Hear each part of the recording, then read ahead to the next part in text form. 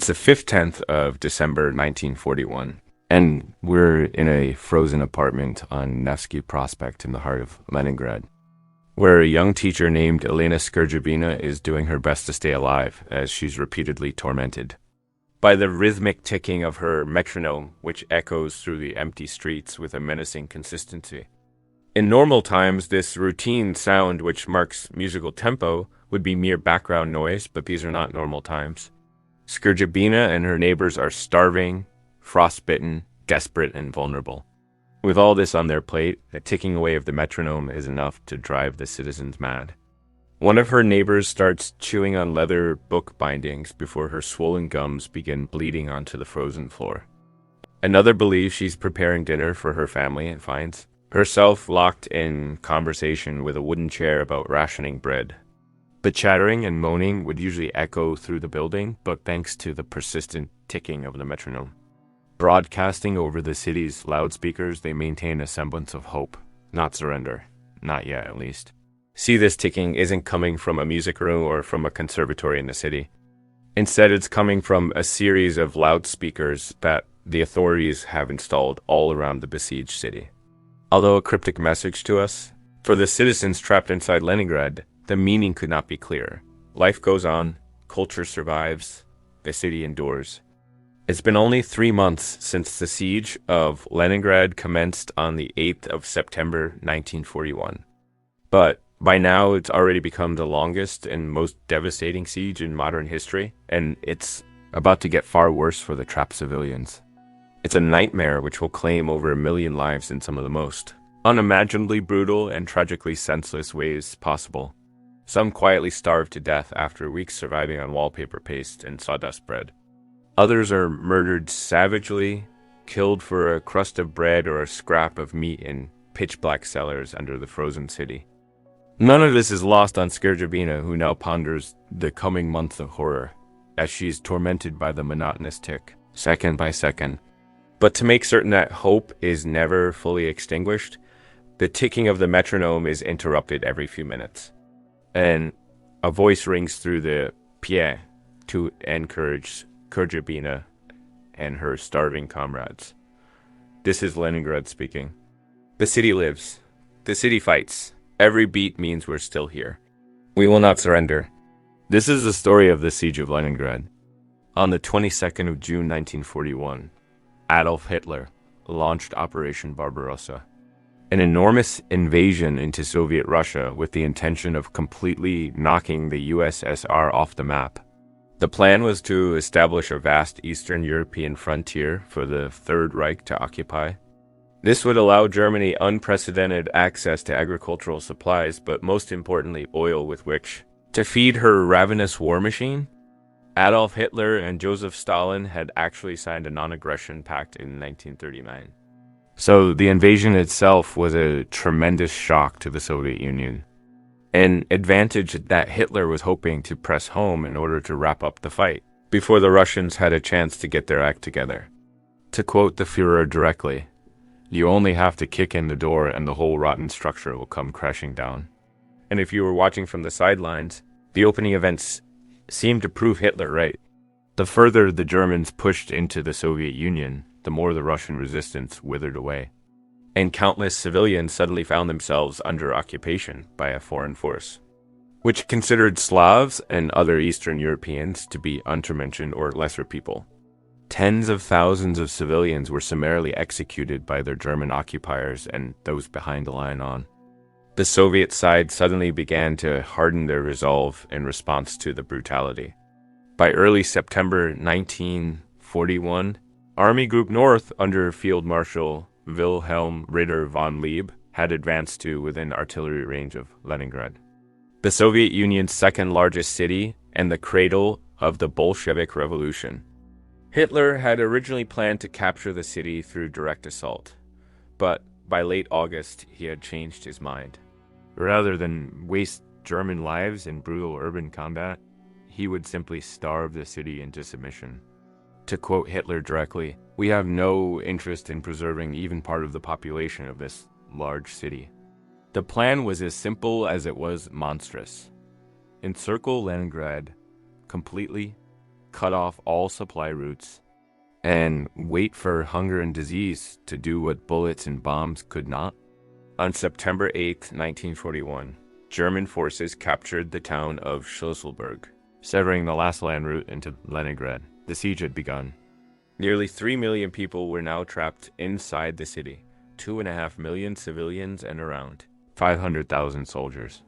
What followed would be 872 days of unimaginable suffering that would test the very limits of human endurance and reveal both the darkest depths and the most extraordinary heights of the human spirit. The first sign of what was to come arrived within days of the encirclement. Food supplies in the city were catastrophically low.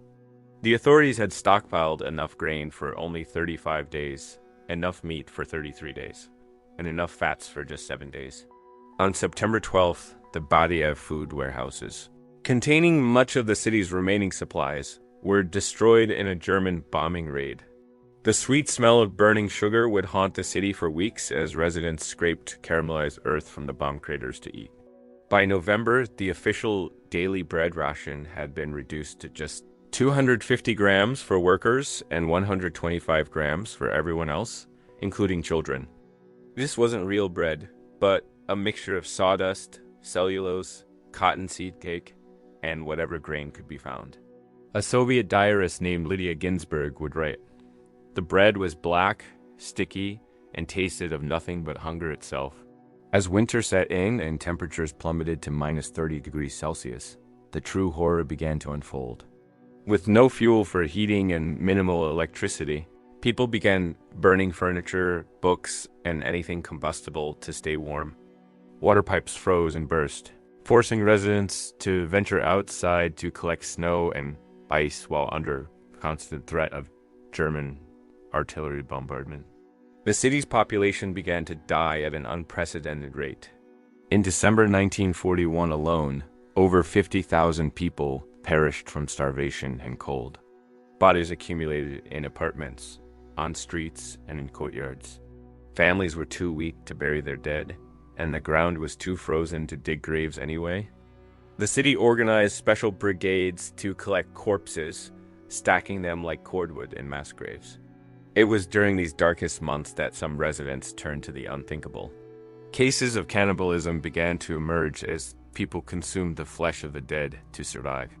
The NKVD secret police documented over 2,000 cases of cannibalism during the siege, though the real number was likely much higher. A survivor named Dmitry Lekachev would later recall, "There were rumors of people who hunted other people. We tried not to think about it, but we all knew it was happening." Children suffered the most. Their small bodies couldn't withstand the cold and hunger as long as adults. Parents watched helplessly as their sons and daughters wasted away before their eyes. A mother named Tanya Savichava kept a diary documenting the deaths of her family members one by one. Zhenya died on December 28th at 12 p.m. 1941. Grandma died January 25th at 3 p.m. 1942. Lika died March 17th at 5 o'clock in the morning in 1942. Uncle Vasya died April 13th at 2 o'clock after midnight. In 1942, Uncle Lyosha, May 10th at 4 p.m. 1942. Mama on May 13th at 7:30 in the morning in 1942. Savichevs died. Everyone died. Only Tanya's left. Yet even in this hell on earth, the human spirit refused to be completely extinguished. The Leningrad radio continued broadcasting, keeping residents informed and connected to the outside world. The famous metronome beat became a symbol of the city's endurance. When programming stopped, the metronome continued, its steady rhythm telling listeners that Leningrad still lived. Cultural life continued against all odds. The Leningrad Philharmonic, though decimated by starvation and death, continued to perform. On August 9, 1942, they gave the premiere performance of Dmitri Shostakovich's Seventh Symphony, dedicated to the city. The orchestra was supplemented by military musicians because so many regular players had died. The performance was broadcast throughout the city and to German positions, a defiant declaration that Leningrad's soul could not be conquered. Meanwhile, Soviet engineers were working desperately to establish a supply route across the frozen Lake Ladoga. This treacherous path, which would become known as the Road of Life, was the city's only lifeline to the outside world. Trucks laden with food and supplies made the dangerous journey across the ice while under constant German bombardment. Many vehicles and their precious cargo disappeared beneath the frozen waters. But enough supplies got through to keep the city barely alive. The road also served as an evacuation route. Over the course of the siege, more than 1 million people were evacuated from Leningrad via this perilous ice road, mostly women, children, and the elderly. Those who remained, soldiers, workers, and officials, stayed to defend the city and keep its vital war industries running. As 1942 turned to 1943, conditions in the city began to slowly improve.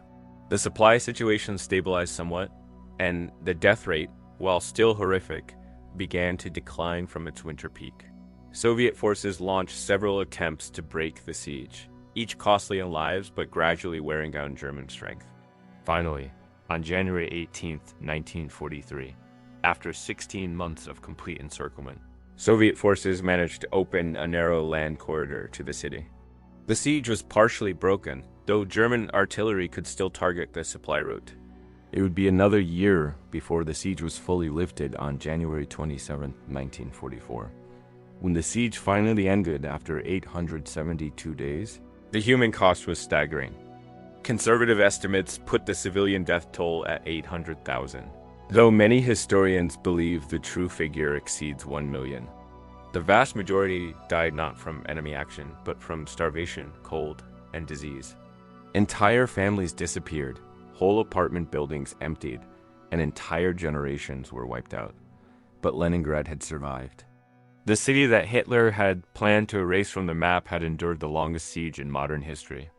Its people had suffered unimaginable hardships, made terrible choices, and witnessed horrors that would haunt them for the rest of their lives. Yet they had not surrendered.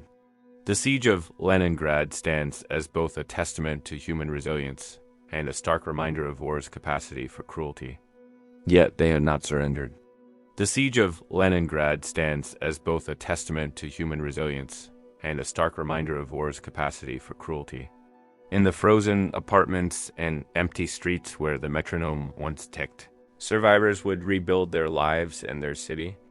They carried with them the memory of those 872 days when ordinary people faced extraordinary evil and somehow, impossibly, endured. The final death count would exceed 1 million individuals forced to suffer and die in the cold, all victims of one man's megalomaniacal vision of conquest and extermination.